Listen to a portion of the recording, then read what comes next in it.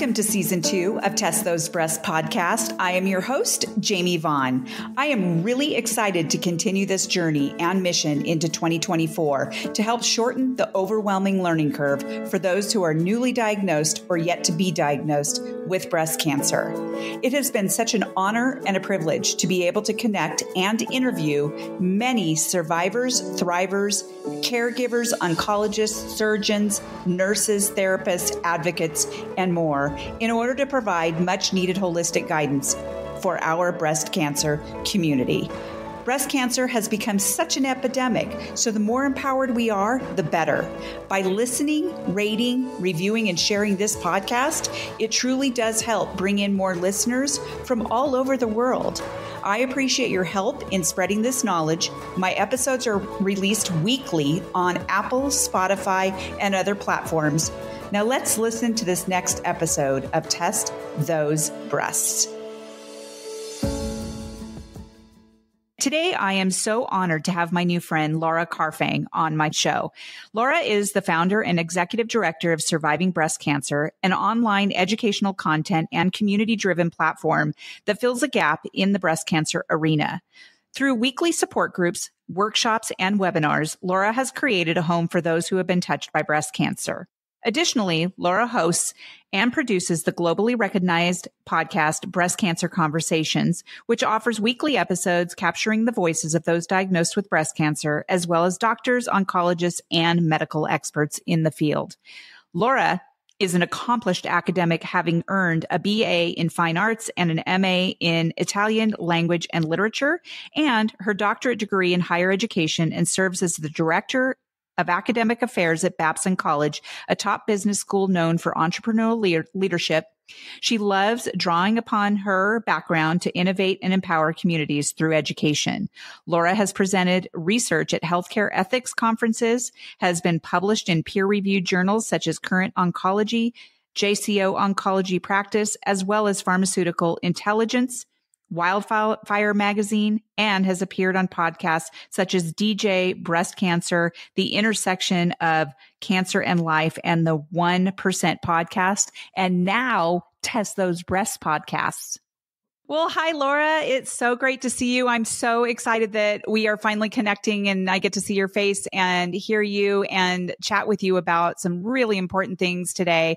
I just want to let my audience know that I've been following you for quite some time on social media. I get your newsletters. I get an email, I'm pretty sure, pretty much every day.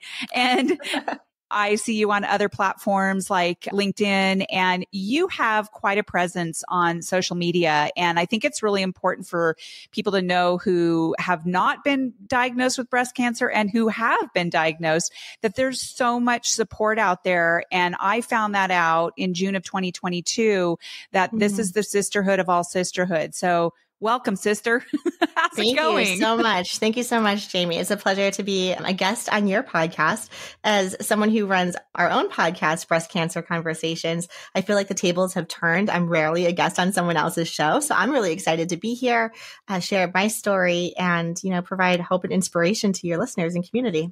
Yeah, the more that we have, I try to be on as many podcasts as I possibly can, because it just opens up a whole new audience that for people to hear everybody else's stories, and they're all so unique. And I swear every time I finish an interview, I shut that computer and go, yeah, what a great story that people just need to know. So I appreciate your having a podcast too.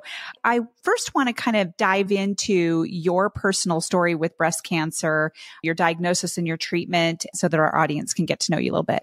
Yeah, absolutely. And again, I just want to say thank you for being part of our survivingbreastcancer.org community and following us and connecting as well. That means a lot, especially in the world of podcasting when it's audio and anyone around the world can just download. We don't always get the beautiful experiences of meeting who our listeners are or who's reading our newsletters or our blogs. They're just IP addresses. So again, I really appreciate that, Jamie. Well, yeah. And I think my story's on your website. Yes. So yeah, that's really cool too. Yeah. Awesome. Amazing.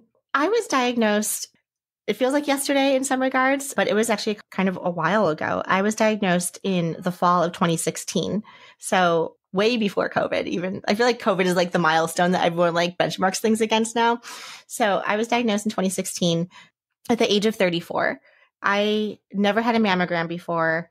I was a strict vegan at the time, very athletic, healthy, bought a condo, thriving in my career, stories that I'm sure a lot of us have heard where it's like living the life, things were great. And I don't know if I was misdiagnosed earlier or just not taken seriously when I was talking to my primary care about a lump that I felt actually under my armpit. So it wasn't even on my breast. I had this little like nodular thing like under my armpit that for all intents and purposes was an ingrown hair or, just like a lump or something not to be concerning. When I was talking to my boyfriend at the time about it, I was like, oh, I'm not worried about it. It just always has been there. So yes, we want to know our bodies, but then at the same time, we also know our bodies that like, oh, is that normal? Is that supposed to be normal? Is that something that has always been there that doesn't cause alarm? And so I caution all of us, like when we get to know our bodies, to understand what the normal is and then to really be able to raise the alarms when something doesn't seem normal and not just to take like, don't worry as like the passive answer. So fast forward, I think I was like 32 at the time, fast forward to 2016 at the age of 34, that lump actually was still under my armpit, but then I started noticing dimpling in my breast. And again, I was mentioning that I was pretty athletic and working out and I was a vegan. And at the time, I'm like pumping iron in the gym and I'm like looking in the mirror and I'm like feeling really strong and buff and all these great things. And, I'm excited that my pectoral muscles are like developing, but my left chest was not. It actually seemed like smaller and I'm definitely lifting the same amount of weights on both arms. Like I'm definitely doing the same things. Like, I don't know why it just caught me in the mirror that like I looked a little like my chest didn't look the same from the right to the left. When I was examining my breast a little bit more, I did notice that there was like dimpling. And I didn't know that dimpling was a sign of breast cancer per se. I just knew at that point, my breast shouldn't be dimpling because it didn't look like my right breast. And so then, of course, I go to Dr. Google and I start looking at what does it mean when your breast starts dimpling? And then all of the information around breast cancer kind of proliferates. And so I went to my primary again to say, I'm concerned.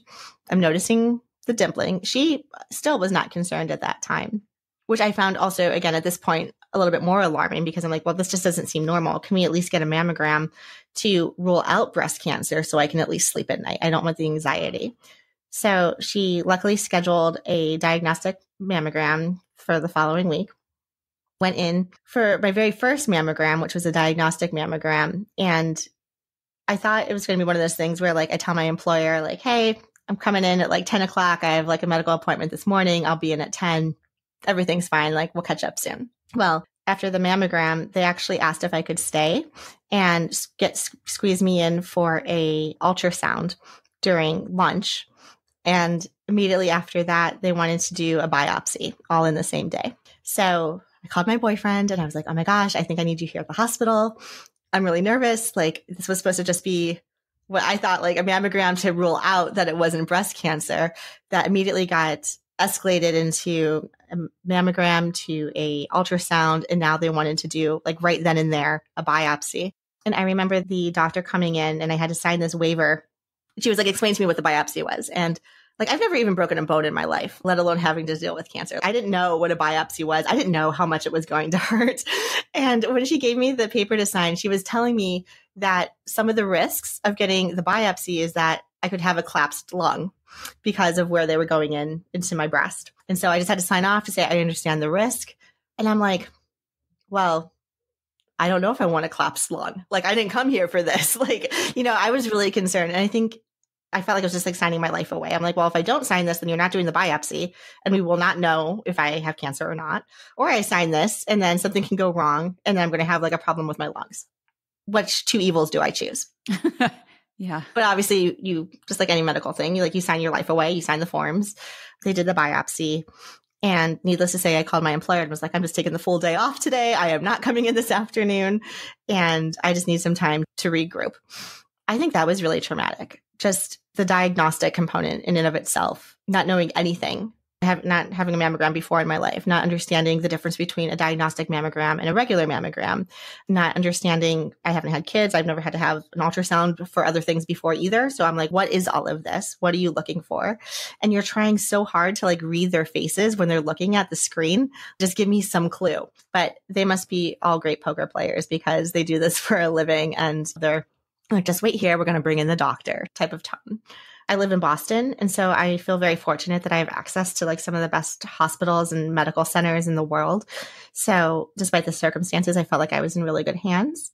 And then I think like 2 weeks later, after I got the results of my biopsy, I was back-to-back appointments meeting with oncologists and doing all sorts of further diagnostics to inquire, since the cancer had spread to my lymph node. So we did the biopsy on not just my breast tissue, but also on my lymph node. And because it had spread to the lymph nodes, we ended up doing a full bone scan as well to see if there was an extent of metastasis. We also did an MRI guided biopsy, which was also not very fun, but we wanted to make sure that there was nothing also on the right breast and all sorts of things. So just to really get a sense of the landscape of cancer to inform what my treatment plan was going to be. So that was quite intense. Yeah, that sounds awfully scary. And not to mention, you probably weren't even thinking at the age that you were that you had anything to worry about. You were healthy. You said you were healthy. And it's interesting because when I was diagnosed, the first thing that people said to me was, "Oh my God, Jamie, but you were so healthy." Mm-hmm. And it really confused me because I thought to myself, I am healthy. Like, I'm really healthy. I was at the healthiest of my life at that point. And it occurred to me later on that I learned that healthy people can get cancer. Yes. Yes. And vegans can get cancer. Vegans can get cancer. Yeah. Yeah. Mm-hmm. So that's interesting that you were a vegan. You were an athlete. You really took care of your body. You were 34 years old and you have had no kids, or you had no kids at the time. Right. Not sure but that just sounds really scary. And I will tell you that those poker faces, I've learned how to read through them. Oh, what's the secret? When I'm laying there and I'm getting an ultrasound, I do look at the screen and I look at the tech's face, and I usually can tell when they see something for some reason. And it's a dead giveaway too when they go out of the room and they come back and say the doctor would like to see you. So I knew right away. But you had a mammogram, an ultrasound, a diagnostics, an ultrasound, and then to see the doctor, and then straight to a biopsy that same day.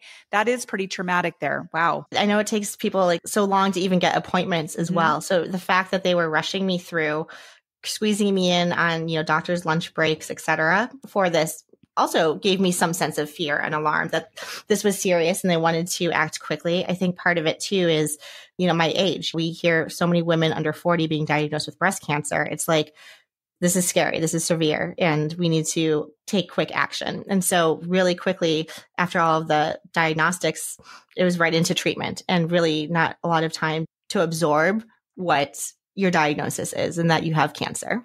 Right. I didn't even know what dense breast tissue was until probably my 40s. And I had 2 lumpectomies in the last 10 years that were benign. When I would have my mammogram, I would say, I need a diagnostics, I need an ultrasound. I wanted to make sure. And there are so many women who are popping up who have been diagnosed in their 20s, late 20s, 30s. And I have interviewed quite a few so far. My podcast, well, it was born out of the understanding that early detection is so key. And my audience, even though they're breast cancer survivors, but in a sense, sometimes that's sort of preaching to the choir. I really want to reach those people who have never been diagnosed as much as I can. And I know it's so hard if you've never been diagnosed, you're really not listening so much because it hasn't hit you yet. Sure. That's really primarily I want to reach people so that they understand that they do need to listen to their bodies and don't just blow it off and say this is normal or it must be stress or whatever. Right. What was your diagnosis, number one? What kind of breast cancer? And then what were your treatments? Yeah, no, great question. And I commend you too for getting the awareness out there and the prevention, right? Just knowing what dense tissue is, understanding that different states in the US have different laws and regulations around what they're required to actually tell you about your dense tissue. So there's a lot of work to be done. So I appreciate you kind of bringing people onto your show to amplify those voices and opportunities. Well, and to collaborate with people like you, I feel like this is a good relationship blooming here. Absolutely. And we're all in this together, and we're all really, our aim is very similar, of course. And we have a fire in our belly to make sure that we get that message out there. So thank you too. Yeah, absolutely. So to answer your question, I will start at the end with what my diagnosis is, but would like to share how we got to what that diagnosis was. So right now, and I say right now, I was diagnosed with triple positive breast cancer. So that's hormonal receptor positive, HER2 positive breast cancer. That's where I say I am now. However, when we look at my treatment plan, I went through chemotherapy before surgery. And then I had surgery. I had what I call a bilateral lumpectomy, which is probably not the technical term for it, but I had a lumpectomy on one side and reconstruction on the other to make things a little bit more symmetrical. I had a full axillary node dissection where they took out all of my lymph nodes under my left arm. And then I had a month of radiation, so 30 rounds of radiation treatment to my left breast, which also had its own complications as well, because if you're radiating anything on your left side, it's so close to your heart. So I would love to dive into some of that as well. So much education to share here. So I love sharing my story. And so thank you for giving me this opportunity, because I want to use it as an education opportunity, right? So when you get diagnosed with breast cancer, you could have chemotherapy. You may be a candidate for chemotherapy either before or after surgery. Typically, if you are triple negative breast cancer, meaning that you don't have hormone receptor positive breast cancer or the HER2 expression, you would be triple negative. And they want to start you with chemotherapy first to see how your body is going to respond to those drugs before doing surgery.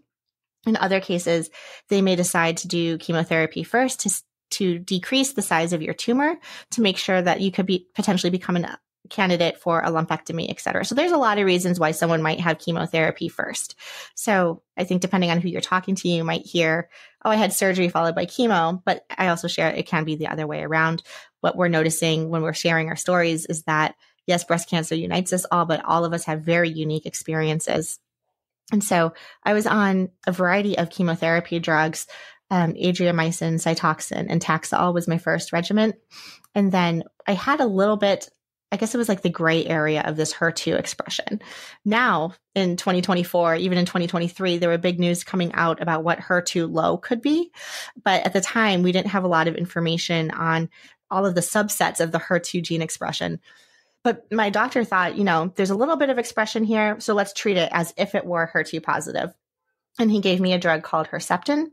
We paired that with another drug called Perjeta. So in the first 6 months of my diagnosis, I was on 5 different chemotherapies and immunotherapy drugs. My body was absorbing all of this toxicity. I lost my hair. What I start laughing about is everyone knows that you're going to lose hair on the top of your head, that you also lose your nose hairs. And so you constantly have this runny nose. Yes. Right. And then you lose your eyelashes. So all these dust particles were coming into my eyes. And I was like, oh my God, even babies are born with eyelashes. I need my eyelashes. Do not underestimate your eyelashes. Right. And then by the time I lost my eyebrows, I just looked like an alien. So that's a good picture right there. Fast forward to the surgery, had a successful surgery, in the sense that there are no complications. But afterwards, when they took out the whole tumor and doing further tests on the pathology, we realized that I did not have a complete response to the 5 chemotherapy drugs that I was on. So that was a little bit of a setback and slightly devastating, because while they removed the tumor from my lymph nodes and from my breast tissue, there were still what they call residual disease floating around. And residual disease are those things that, you can't really see on a microscope, but the particles that kind of broke off. So I was given an oral chemotherapy called Xeloda, and I was on Xeloda for 6 months afterwards to what I call just extra credit, make sure we're really killing all of the cancer cells that could have been floating around out there. I really feel like I've been through so much treatment that I could relate to a lot of people in terms of what their diagnosis were and the treatments that they were on. My staging was 2B, so still considered early stage. It, I think, gets the letter B because of the involvement in the lymph nodes. And because I am hormonal positive, I am also on hormonal therapies to suppress the estrogen in my body. So I was on letrozole, which is an aromatase inhibitor, for 5 years. And I met my 5-year mark, and then they moved me on to tamoxifen, which I'll be on for another 5 years. So ultimately having 10 years of hormonal therapy. Interesting. Mine was HER2 positive, estrogen and progesterone negative. Oh, and I did have 2 different chemos. 5 of the 6 treatments I had to stop because of a very rare anemia I developed, which is a totally different story. But it came out of it was discovered during the cancer. And then I had also the Herceptin and Perjeta for the remainder of the year. But I do remember having some people would say, well, why don't they just get in there and cut that sucker out of there right now? And come to find out that's just not how it works with all cancers. So It's just very, very complex of what your treatment's going to be according to the kind of cancer you have. So exactly. And what stage were you? I was 2. And so I must have been 2A. So I didn't understand that at first either, because I was told that if it got to your lymph node, I was told that it was more stage 3. So I know there's a difference between 2A and 2B, but it had not made it to my lymph nodes, but I didn't know that until after my mastectomy and reconstruction. Sure. They had gone in there and they did an ultrasound, and there was no inflammation and really no indication that it had made it to the lymph node before I even had surgery. Right. But they did pull the lymph nodes, a few from my left side and 1 from my right side, just to double check. Right. Yeah. But, and then we just go into prevention of lymphedema. And so that's a whole nother ball of wax that you have to learn about. Absolutely. What is your survivorship like? First of all, you have survivingbreastcancer.org, and that is a huge part of your survivorship. Can you tell us how that was born and how that's evolved, I guess, over time? Yeah, absolutely. My parents came to visit me when I was going through surgery. They're out of state. They're not in Boston, but they came to Boston to support me. And real estate in Boston is small. So I couldn't host them at my condo. So they ended up getting an Airbnb down the street. I just remember the nights before, while I'm recovering and everything, they were there. And we're just sitting in the living room of this Airbnb. And I'm like, now what? Do I just go back to work? I was on FMLA. I had time to really reflect and heal, not just physically, but I think that's really when the emotional trauma was hitting you, because when you're going through chemotherapy or, the month of radiation, you're just okay, go, go, go. But then when the treatment kind of stops, you're like, oh, I just went through something quite severe. To even say the word cancer out loud took a lot of time to roll off the tongue, if you will. Even trying to tell people that I have cancer, I couldn't say the word, I would just start crying. And really reflecting, and it doesn't have to be cancer, but just any sort of life experience, when you're okay, really, what is the purpose of my life? What am I meant to be doing? What is impactful? And what else is out there? So during the 12 weeks that I was on FMLA, I'm definitely a workaholic by nature. And so it was not easy for me to not work. But even after my surgeries, I would take walks around the neighborhood. After the radiation cycles, I would just try and, share my experience through tube videos and kind of vlogging about my cancer experience, if you will. Everyone was asking, friends and family were are you going to start a blog? Because we want to keep updated on your status and how you're doing, but we don't want to bombard you with emails and phone calls, which I appreciate, because then you're just telling the same story over and over again. And at the time, I knew I wouldn't have the energy to write prolifically the way I would want to, but I can pick up my iPhone and do a selfie video, very amateur, and then post that on a YouTube video site for friends and family to watch. What I did not realize was through doing those videos, people started to follow me, not just friends and family, but people were really interested in what I was going through, seeing what it was like to go through, my first infusion, or cutting off my hair first and then losing my hair. The night before my surgery, what was going through my head. I was just recording all of these very personal vlogs on YouTube, and I didn't know what I was doing. I was just sharing my information out there. And I remember one time, and I have this really terrible port scar. Where's my port scar? Right here. It never healed really well, but oh yeah, do you have one too? It never healed really well, but it got infected. But I remember doing this video, and I was like, oh yeah, I got my port placed today. And they said it was going to be a little red. And as you can see, it's red, but I think it's healing just fine. And someone on YouTube put in the comments, no girl, that's infected. You better contact your doctor. And I'm like, oh, okay, thank you. Thank you for telling me that. So yes, it was infected. I had to get it removed and cleaned, and a whole bunch of drama, other story. But this is the long-winded way of just saying, I just started producing content. And then when I was talking to my parents in this Airbnb, I was like, what do I do next? What's the next phase? And we're like, why don't we start a nonprofit? What if there's this community that we could build, this community that I wish I had when I was going through my diagnosis, and creating a place for people to get information in layman's terms, in relatable terms, nothing over edited or masterminded or anything, just like the real and the raw was really how it started. So we kind of looked around the room. We're like, do you all want to be on my board to start? And went through all the paperwork to go figure out how to form a 501c3.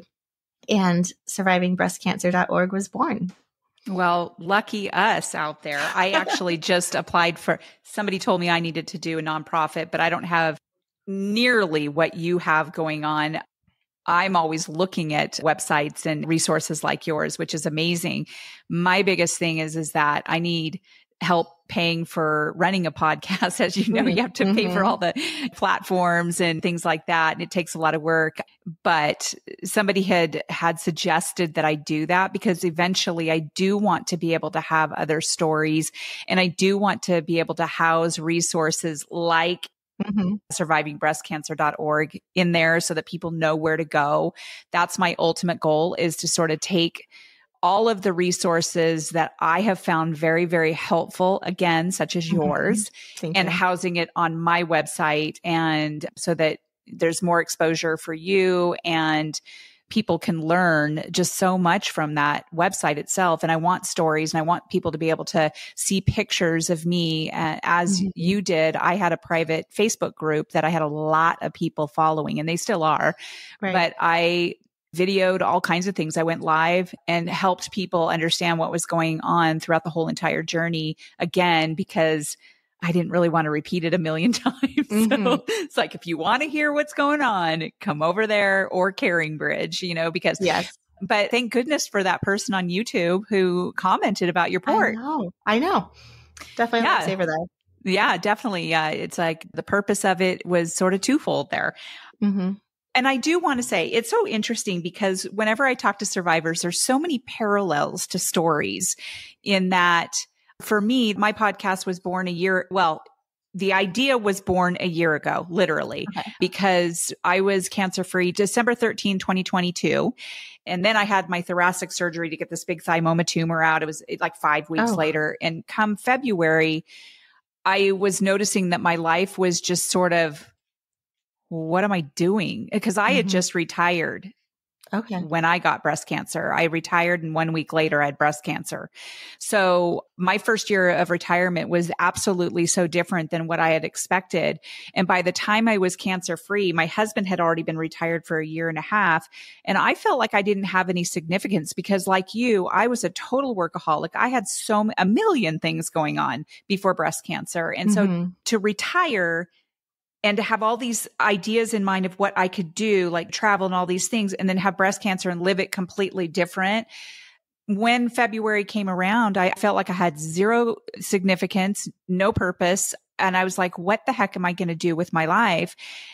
That really truly is. I knew that I wanted to educate breast cancer patients and people who have never been diagnosed. And that's where Test Those Breasts was born. And my husband gave it the name because when it all comes down to it, early detection's where it's at, right? And so I launched it literally on my 1 year anniversary of the diagnosis.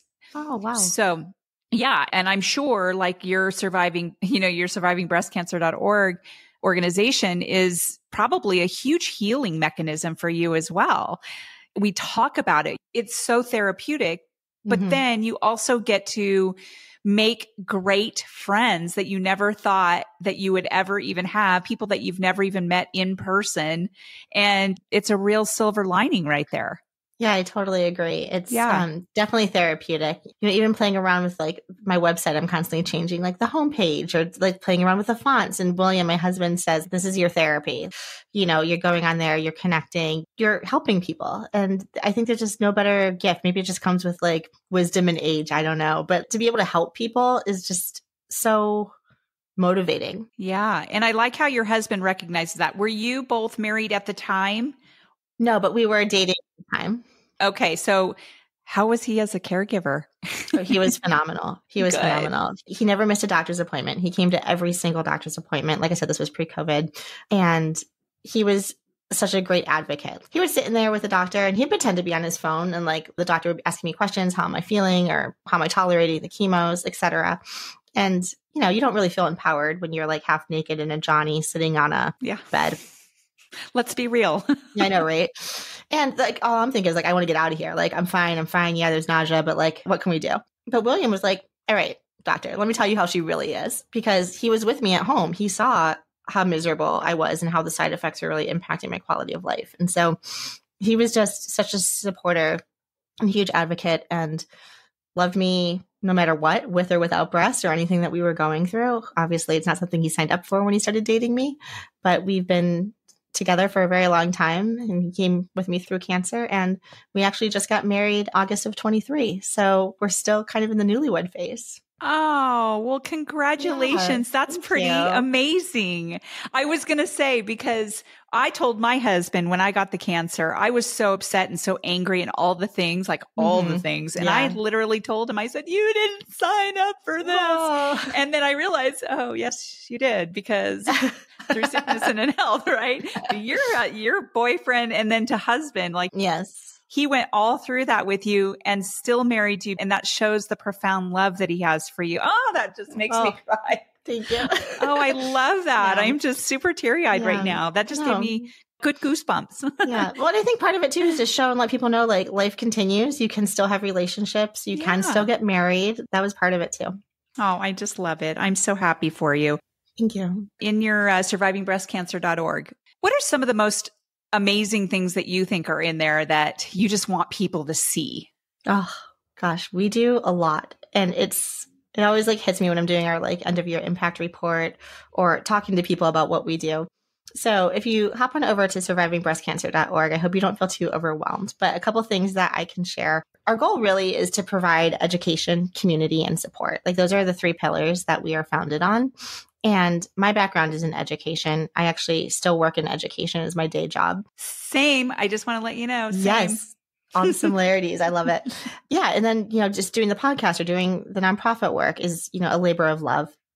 So we support those diagnosed with breast cancer and their caregivers through all stages of breast cancer and all subtypes of breast cancer. So whether you're stage 0 or early stage, like 1, 2, or 3, or living with metastatic disease, we have programs and services to support you regardless of those stages. I share that because there's a lot of great organizations out there that are laser focused on a particular subset. So if you're living with like metastatic disease, for example, a great organization is called Project Life, for example, and they work specifically with people who are living with terminal breast cancer. So there's just like different needs. I share this with surviving breast cancer is in like the surviving phase, right? It's not like the past tense or the future tense. It's like, this is what we're doing now in the present. We're surviving our diagnosis. And so we want to be encompassing to all stages and subtypes. We offer a variety of programming that is absolutely free to anyone who signs up, ranging from expressive writing classes to art therapy classes. We have like open mic poetry nights. We do support groups. We have yoga classes. We have one of our newest programs. It's an 8-week program called Encourage and Empower. So if you've been diagnosed with breast cancer and you're in your first year of that diagnosis, we have a program for you where you'll kind of be placed in a cohort with other people diagnosed at that same time frame, because you guys are probably going through the same types of decision making and treatment plans. So we want to build that cohort and camaraderie. We provide and produce a lot of content. So Jamie, as you know, you're always getting emails from us, from our weekly Monday newsletters to blogs that we produce, to our podcast that we produce, Breast Cancer Conversations. We host webinar series, bring in the experts to talk about the hot topics that you, our community members, are asking us. And so I really just say, like, you guys are the experts, and leverage us as a nonprofit, and we'll go out and fundraise and then build the programs and services that you guys are requesting. Yeah. Brilliant. Brilliant. I love that you have the cohort, because, if people know about that and they are able to go through this journey or whatever you want to call it, together and making decisions together and being able to bounce things off of each other, because the people on the outside, like your friends and all those people, they can be there to support you, but not in the way that a cohort like that can support, and people like you who are running them, and coaches or whoever's out there to help people get through it. I think that's super brilliant. So do you find it pretty easy for people out there in our community, and at large anyway, are really eager to support organizations like yours?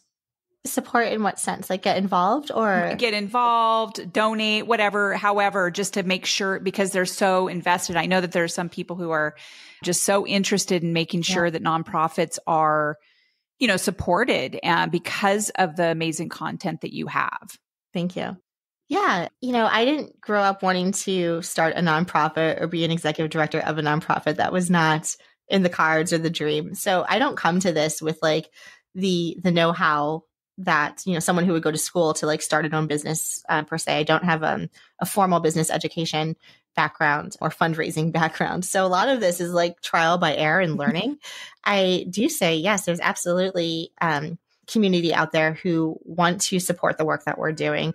And it's not necessarily always in dollars. It could just be donating one's time to like help support our programs. As a nonprofit, we rely heavily on our volunteers to make us thrive. And so there's always plenty of work to do. One of the phrases I tell anyone who's joining us, and even students who are looking for like internships or capstone projects, we work with a variety of people to help get the day-to-day done. But I say cancer is stressful enough. And so if you join the team, like we're stress-free. What we do on the day-to-day should not be stressful because cancer is stressful enough. And the moment that it is, and I tell myself this, and I tell William this because we talk about breast cancer all the time, because we live together, we're husband and wife, we run the organization. So literally breakfast, lunch, and dinner. And even in the middle of the night, I'm like, hey, I got an idea. Like, hey, what do you think about this? Like, we're constantly talking about it. But the moment it becomes like non-fun, the moment that we start stressing about finances or, how we're going to pay the contractors or what about this, or even some of the FOMO of like, oh, look how great that organization is doing. Like, why can't we be like that? All the same that happen like on an individual level can happen at the company level as well. Right. And so I just want to say like, we're not there to reinvent the wheel. We want to support and provide the support and resources that we offer without stepping on other organizations' toes. And we love what we do. Well, and I like your mission, that and your philosophy on how it should be as you are working it. Because yes, just podcasting sometimes can be stressful. And I always told myself the minute it becomes too stressful, I mean, I was a teacher for middle and high school for 20 years, and that's very stressful. And when I retired, I wanted to just do things on, hey, I just got an email from you. Oh, I love that automation. I just looked down and I was like, hey, I see that. I love that automation too. Can we talk a little bit as we wrap up about your podcast, Breast Cancer Conversations? How long have you been doing that? And what's that like for you? Yes. Oh, it's a lot of work. I'm not going to lie. I'm sure running a podcast. So I started the podcast in 2018 just as another modality to get information out to people. So they can come to our website and read a blog and get information about breast cancer. And they can just be an IP address. Like I never know that they're there.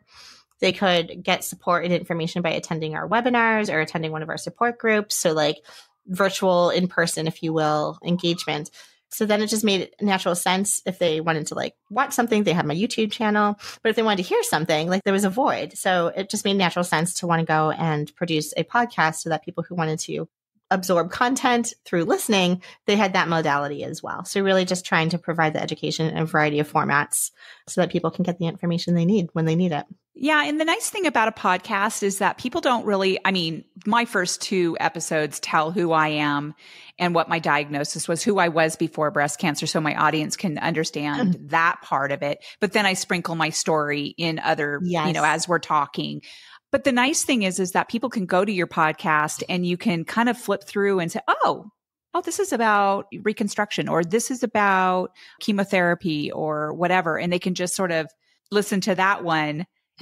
So it's not linear, in other words. And so you don't have to it's not like a book. You start at the very beginning and then you have to go to the very end, because it can get a little overwhelming for people, especially when you release weekly, which is what I do as well. So I think that I really, really love the podcasting. It's my favorite to talk to people like you and get to know other people's stories. And it is a lot of work, but I love it so much and I don't want to stop. So awesome. Well, I think it's great that you have all of those things. You obviously work really hard. I want to let you know that I do have a YouTube channel that I finally started. So I actually do upload, it releases to YouTube and it has my logo on there, but I also upload the video.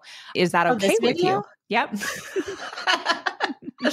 I should have asked. Okay. Because I prefaced all of this. So your listeners know I have a cold. So I'm not looking my best or sounding my best, but absolutely, I am all about being raw and authentic. So please feel free to share. Okay. Well, to me, you look great. I would never have known that you actually have a cold. So you look really good. I don't know what you look like when you think you look good because you look good now. You're very kind. Thank you. It's like, you're not feeling your best. But.